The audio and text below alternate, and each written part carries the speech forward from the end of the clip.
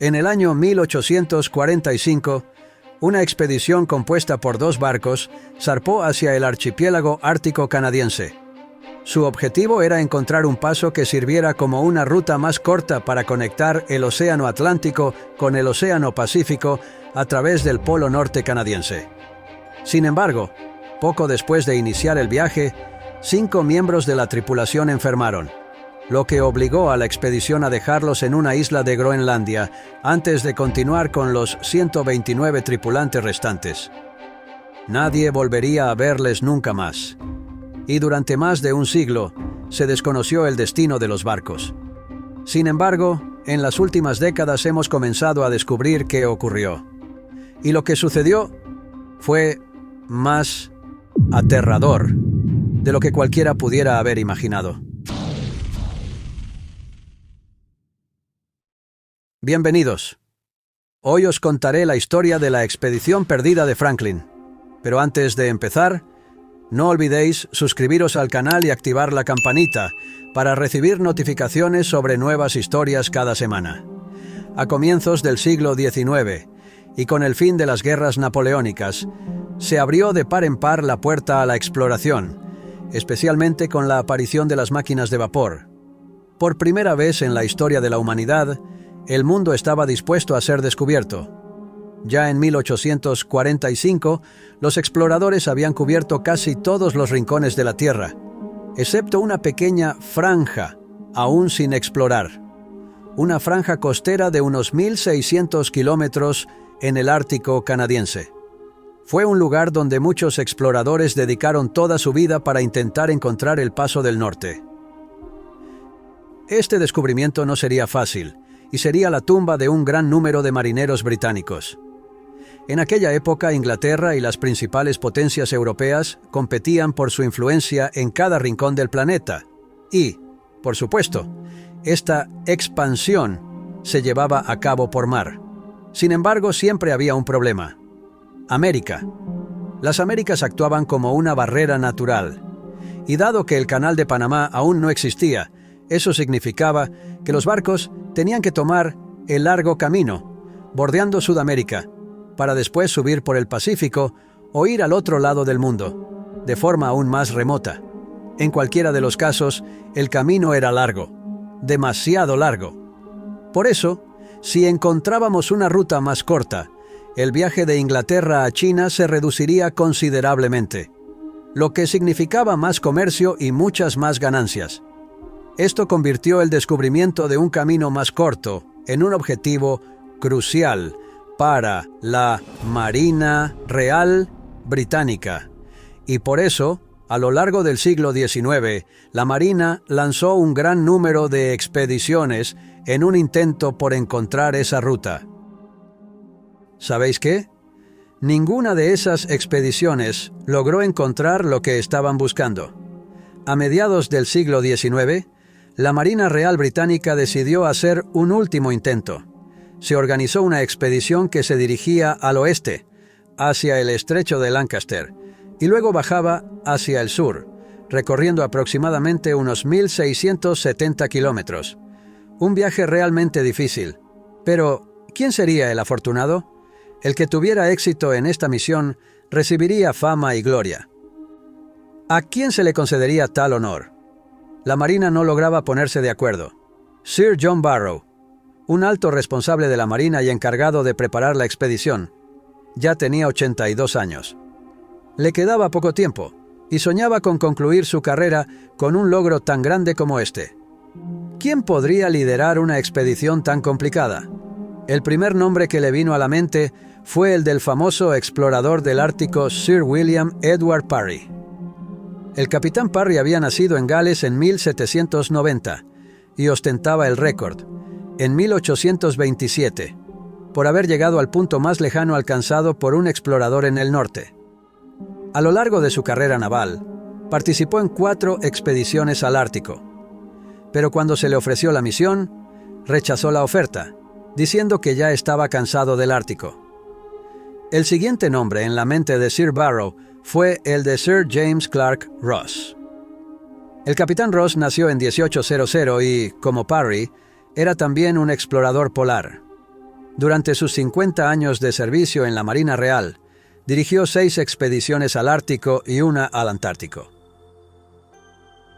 Al igual que Parry, cuando Sir Barrow le ofreció el liderazgo de la expedición, lo rechazó, argumentando que acababa de casarse y había prometido a su esposa que no volvería a participar en expediciones peligrosas al Ártico.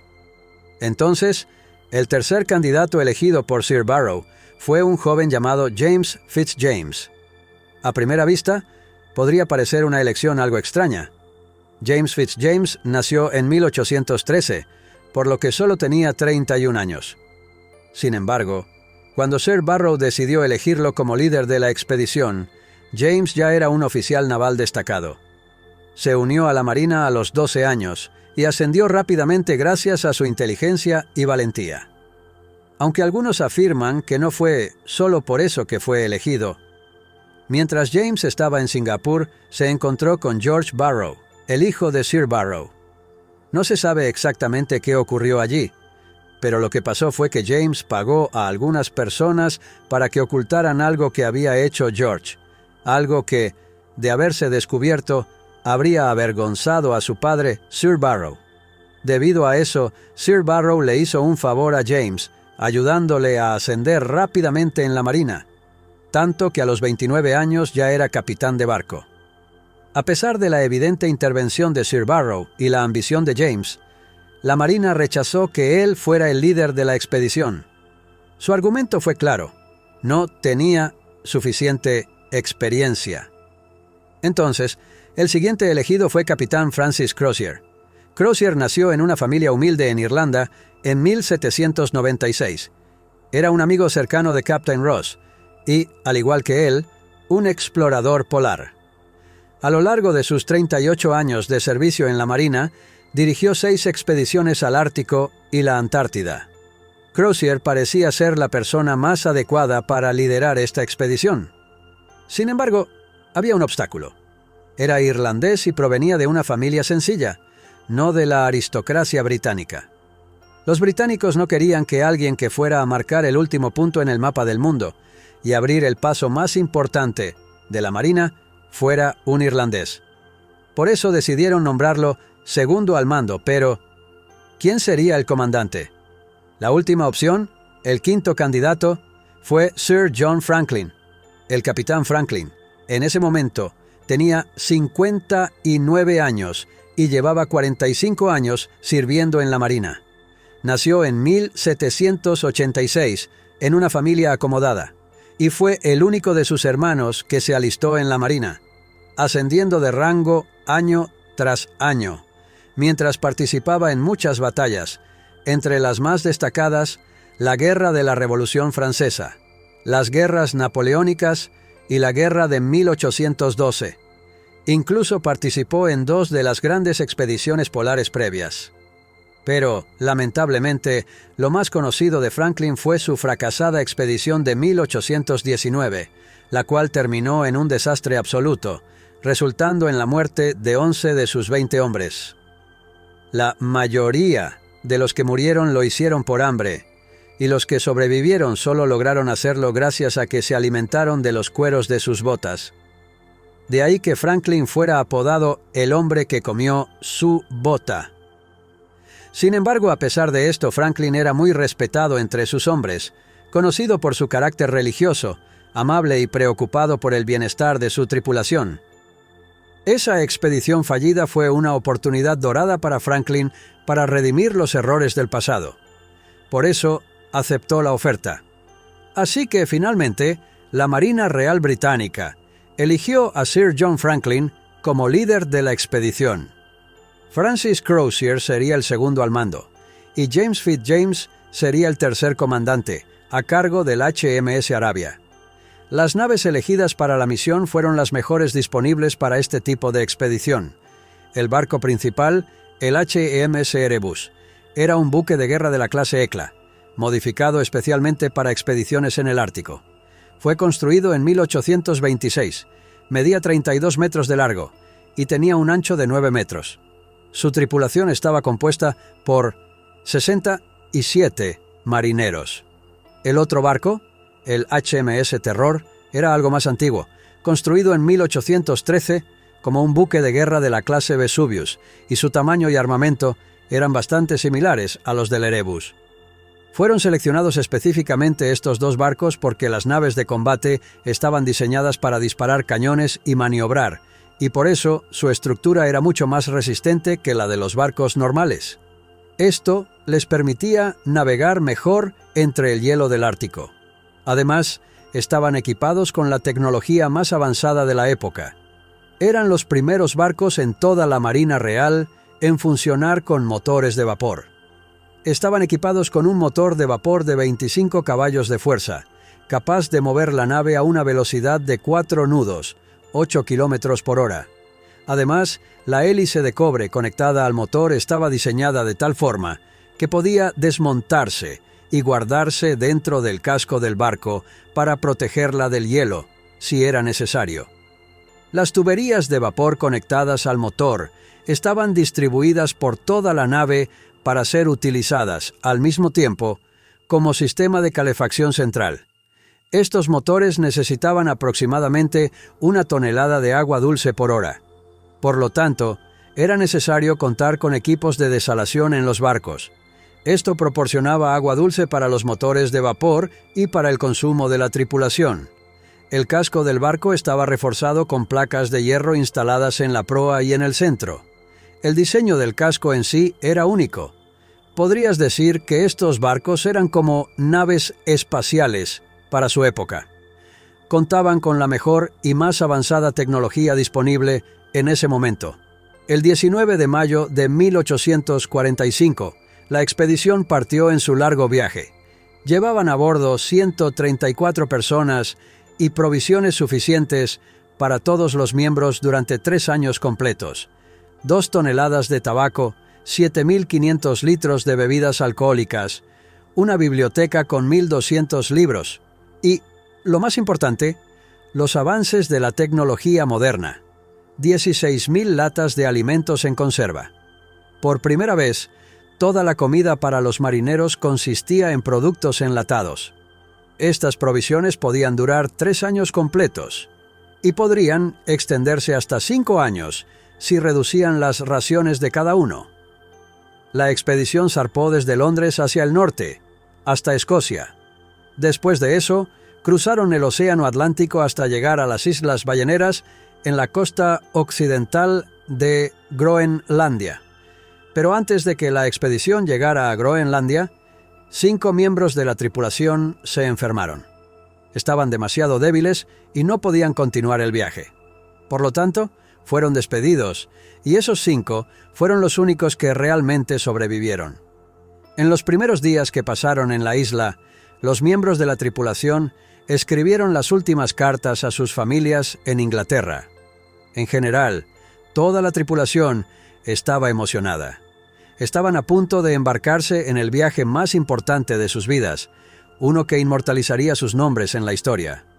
Y la verdad, bueno, seamos sinceros, sus nombres realmente quedaron inmortalizados, pero no por las razones que ellos imaginaban. El 12 de julio de 1845, la expedición zarpó con 129 personas a bordo. 2 semanas después, un grupo de balleneros los vio en la bahía de Baffin. Esa fue la última vez que alguien vio las naves de la expedición o a los hombres que iban en ellas. Navegar en el Ártico es más lento que en cualquier otro lugar del mundo, incluso en verano. Los canales y pasos marítimos están llenos de hielo, y los barcos tienen que empujar constantemente bloques gigantescos de hielo fuera de su camino mientras avanzan. Y esto debe hacerse con mucho cuidado y a una velocidad extremadamente lenta. Si un barco se mueve demasiado rápido mientras lo hace, es muy probable que los bloques rompan la proa y hundan toda la nave. Con el tiempo, y debido a esta lentitud, la expedición, en su primer año, solo logró avanzar unos 800 kilómetros. Rodearon la isla de Cornwallis, pero no encontraron el paso en esa zona. Finalmente, regresaron a la isla Beechey con la llegada del invierno, a unos 350 kilómetros de la bahía de Baffin, el punto desde donde originalmente habían partido. A pesar de todo, consideraron que el primer año había sido un logro. Bueno, al menos ahora sabemos que no hay pasos por la zona norte, pensaron. Dado que el invierno ártico congela por completo las aguas, buscaron refugio en una pequeña bahía entre la isla Beechey y la isla Devon. Una vez que el agua se congeló, la tripulación bajó las velas y cubrió todo el barco con una lona de tela, aislando los costados con bloques de hielo. Esto les permitió crear un ambiente un poco más cálido para pasar el invierno, esperando que el verano llegara, el hielo se derritiera y pudieran continuar su travesía. Durante ese invierno, los ánimos de la tripulación eran altos. Habían avanzado un buen tramo antes de que las aguas se congelaran y tenían suficiente comida y bebida. No había nada de qué preocuparse, o al menos eso creían. Sin embargo, en el primer invierno, de 1845 a 1846, 3 miembros de la tripulación fallecieron. Sus cuerpos fueron enterrados en la isla Beechey y descubiertos en la década de 1980, increíblemente bien conservados por el hielo durante más de un siglo. Tras examinar los cadáveres, se determinó que murieron a causa de tuberculosis o tisis. Pero, ojo, esa no fue la única razón. Hay otra causa importante que descubriremos más adelante. ¿Recuerdas a los 5 hombres que dejaron atrás porque estaban enfermos? Bueno, resultó que ellos también tenían tuberculosis. Esto significa que la enfermedad ya estaba presente entre la tripulación desde el principio. En aquella época, la tuberculosis era una enfermedad mortal porque aún no se habían descubierto las vacunas que usamos hoy en día. Con el deshielo en primavera, los barcos quedaron liberados del hielo y la expedición reanudó su camino hacia el sur, hacia una tierra conocida entonces como Tierra del Rey Guillermo. Era una extensión de tierra en el límite de las áreas exploradas en ese momento. No sabían entonces que se trataba de una isla. Cuando llegaron al cruce en el estrecho de William, Franklin tuvo 2 opciones frente a él. Decidieron dirigirse hacia el sur con la esperanza de confirmar si realmente se trataba de una isla y encontrar un paso navegable al sur, o avanzar hacia el oeste con la intención de cruzar el estrecho antes del invierno. Franklin, sin querer arriesgarse a llegar al sur y descubrir que el paso estaba bloqueado, lo que les obligaría a retroceder al norte para luego avanzar hacia el oeste, optó por dirigirse directamente al oeste. Esta decisión resultó ser el mayor error que cometió. La zona a la que llegaron, al oeste de la isla del Rey Guillermo, era una de las aguas más peligrosas de la región. Era un lugar donde múltiples canales confluían, acumulando enormes cantidades de hielo. Antes de que pudieran ajustar su rumbo y salir del problema, quedaron atrapados en el hielo. Los barcos se congelaron junto a la costa occidental de la isla del Rey Guillermo, donde pasarían su segundo invierno, de 1846 a 1847. Lo que no sabían era que este invierno marcaría el inicio de su tragedia. Por mala suerte, el invierno de 1846 y los años siguientes fueron algunos de los más fríos registrados en el Ártico. El hielo alrededor de la isla del Rey Guillermo no se derritió durante el verano de ese año. Mientras tanto, en enero de 1847, Lady Franklin, la esposa de Sir Franklin, comenzó a preocuparse seriamente. La expedición se suponía que duraría un año, pero ya habían pasado 2 años completos. Lady Franklin acudió a la Marina Real Británica y les exigió que organizaran una misión de búsqueda y rescate para localizar a la expedición. Sin embargo, la Marina no compartía su preocupación. Para ellos, era normal que una misión diseñada para durar un año se extendiera a 2, especialmente porque la expedición estaba equipada con provisiones para 3 años. Pero Lady Franklin no quedó satisfecha con esta respuesta. Lanzó una campaña mediática masiva, aprovechando todos sus contactos e influencias para presionar a la Marina. En ese momento, nadie sabía que la expedición realmente necesitaba ayuda desesperada. El segundo problema crítico fue la comida. Las conservas que llevaban en el viaje no habían sido enlatadas correctamente. La empresa responsable de preparar las 16.000 latas tenía un contrato para completarlas en solo 7 semanas. Esto superaba las capacidades tecnológicas de la época. Además, la empresa ganó el contrato ofreciendo un precio muy bajo, lo que se tradujo en conservas de baja calidad. El estaño utilizado para sellar las latas se filtró en los alimentos, contaminándolos con plomo. Además, algunas de las conservas ni siquiera estaban bien cocidas. Aunque la tripulación aún no lo sabía, esta comida causó intoxicaciones alimentarias masivas entre ellos. La mala suerte no terminó ahí. Las tuberías del sistema de desalación del agua estaban recubiertas de plomo. Cuando estas tuberías entraron en contacto con el agua de mar, el plomo comenzó a corroerse, contaminando el agua potable que usaban para beber. Lo que empeoró aún más la situación fue que, durante siglos, los marineros solían llevar botellas de jugo de limón para combatir el escorbuto, una enfermedad común entre los marineros debido a la falta de vitamina C. Esto ocurría porque pasaban meses e incluso años en el mar, lejos de frutas y verduras frescas. Sin embargo, esta vez, debido a la tecnología que los había llevado a esta catástrofe, no llevaron las habituales botellas de jugo de limón. En su lugar, trajeron frutas y verduras en conserva, pensando que no necesitarían el jugo de limón. Sin embargo, con el mal proceso de conservación de las frutas y verduras, estas perdieron su efectividad con el tiempo. Tal vez los marineros no notaron esto durante el primer o segundo año, pero ya estábamos en el tercer año. El 28 de mayo de 1847, la expedición envió un equipo en trineos hacia la costa de la isla del Rey Guillermo. Allí, dejaron 2 mensajes dentro de piedras, para que las personas que llegaran después pudieran encontrar los mensajes. Los mensajes eran simples y directos. Decían su ruta hasta ese momento, la ubicación de los barcos, y confirmaban que el capitán Franklin seguía al mando y que todo estaba en orden. Sin embargo, después de esos mensajes, nada estuvo bien. Era claro que pensaban que el hielo ya se había derretido y que podrían continuar con su viaje.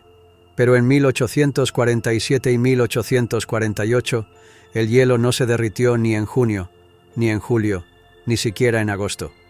Los barcos seguían atrapados en el hielo durante todo ese tiempo. Durante ese largo invierno que parecía interminable, el barco Terror comenzó a quedar atrapado profundamente en el hielo, y la mayoría de su tripulación se trasladó al Erebus con el fin de mantenerse juntos, calentarse y racionar la comida que quedaba. Mientras tanto, el Terror fue utilizado como almacén para los equipos adicionales que llevaban y para los cuerpos que comenzaban a acumularse día tras día. El 11 de junio de 1847, el capitán John Franklin falleció. Finalmente, durante el invierno de 1847 a 1848, la Marina comenzó a movilizarse. La campaña mediática había estado acusando a la Marina de negligencia durante un año entero, así que, finalmente, tuvo que hacer algo. A principios de 1848, comenzó la misión de búsqueda y rescate, con 2 equipos entrando en la región desde 2 direcciones, el Atlántico y el Pacífico. En esta misión de rescate participó James Ross, uno de los oficiales que había rechazado liderar la expedición originalmente porque acababa de casarse. Pero esta vez se unió a la misión de rescate en un intento de salvar a su amigo cercano, Francis Crozier. El 22 de abril de 1848, después de 18 meses atrapado sin poder moverse, el capitán Crozier, quien asumió el mando después de la muerte del capitán Franklin, decidió abandonar los barcos y probar suerte en tierra firme, en lugar de quedarse en los barcos, donde morirían uno por uno. 4 miembros de la tripulación ya habían fallecido. Colocaron pequeñas embarcaciones sobre trineos, cargadas con todo lo que necesitaban, y comenzaron su viaje hacia el sur, hacia la isla Málico William. El plan era llegar al río Back, a unos 240 kilómetros de distancia, y una vez allí, embarcarse en las lanchas que llevaban consigo para dirigirse a la estación comercial más cercana. El 25 de abril, llegaron a los montículos de piedra donde habían dejado mensajes previamente, y estos mensajes eran los siguientes.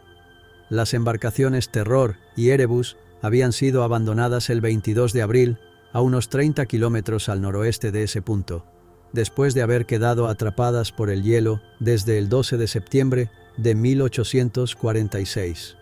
En ese momento, la tripulación estaba compuesta por 105 personas, bajo el mando del capitán Crozier, y el total de muertes hasta ese momento era del capitán Franklin, 9 oficiales y 15 miembros de la tripulación.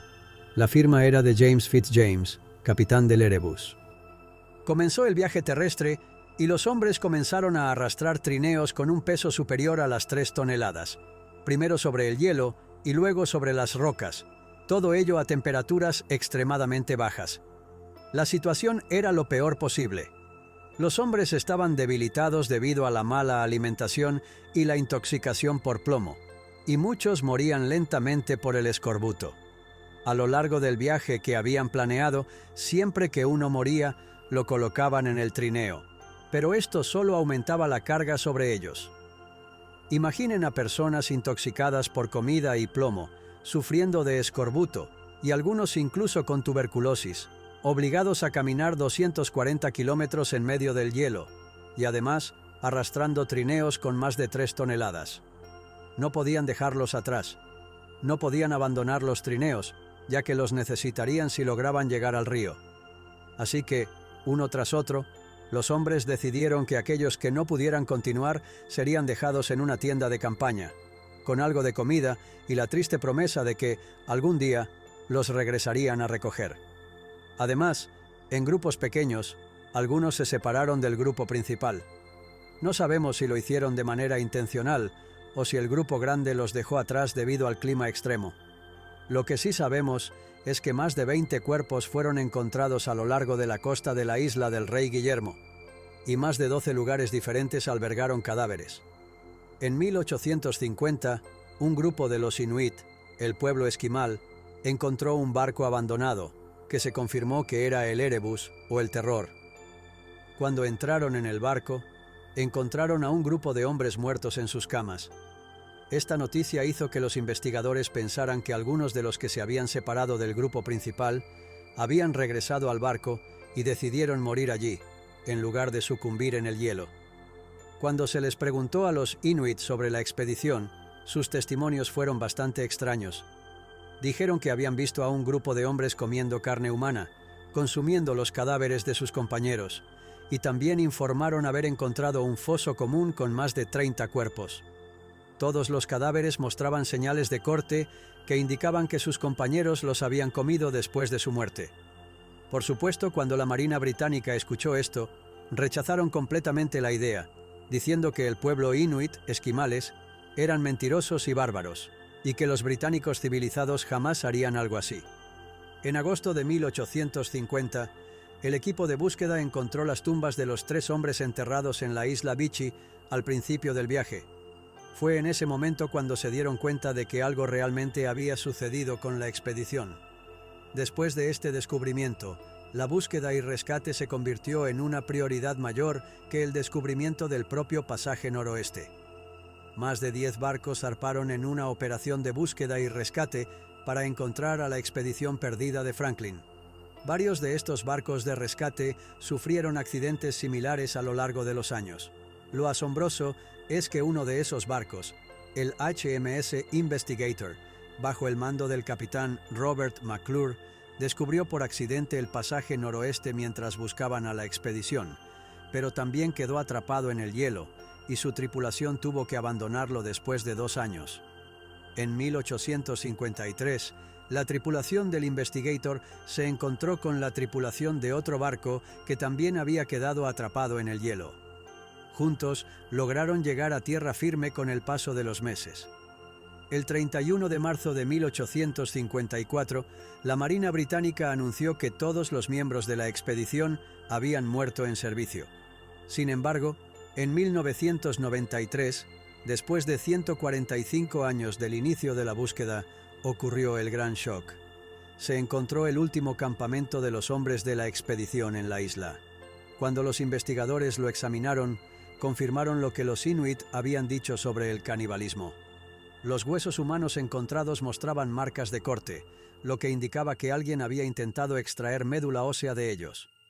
Finalmente, en 2014, se descubrió el pecio del HMS Erebus, pero el estado del barco estaba completamente deteriorado.